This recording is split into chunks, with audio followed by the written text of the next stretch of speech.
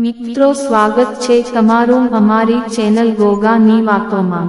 મિત્રો ઘરમાં આ 3 જગ્યાએ ભૂલથી પણ ચાવીઓ ના મૂકવી જોઈએ, નહીં તો થઈ શકે છે વાસ્તુ દોષ અને તમે બની જશો કંગાળ।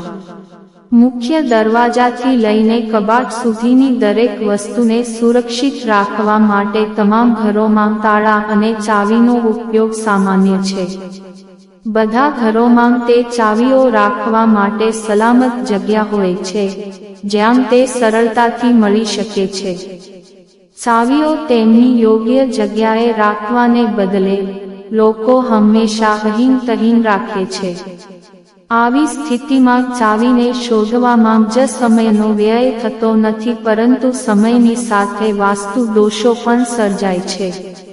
વાસ્તુના દૃષ્ટિકોણથી ચાવીઓ તેમની જગ્યાએ ન હોવી તે સારું માનવામાં આવતું નથી।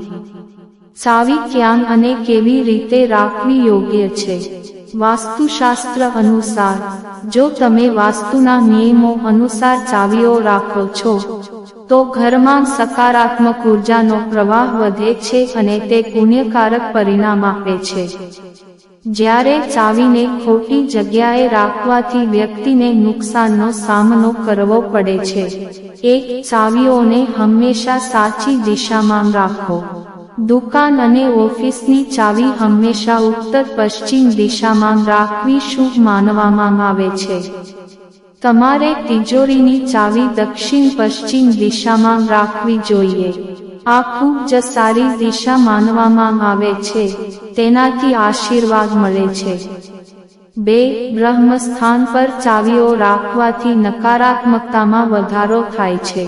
તેનાથી તમારા ઘરમાં નકારાત્મકતા પેદા થાય છે, કારણ કે ચાવીઓ ધાતુની બનેલી હોય છે અને જ્યારે તેને બ્રહ્મસ્થાનમાં રાખવામાં આવે છે તો તેની વિપરીત અસર થવા લાગે છે।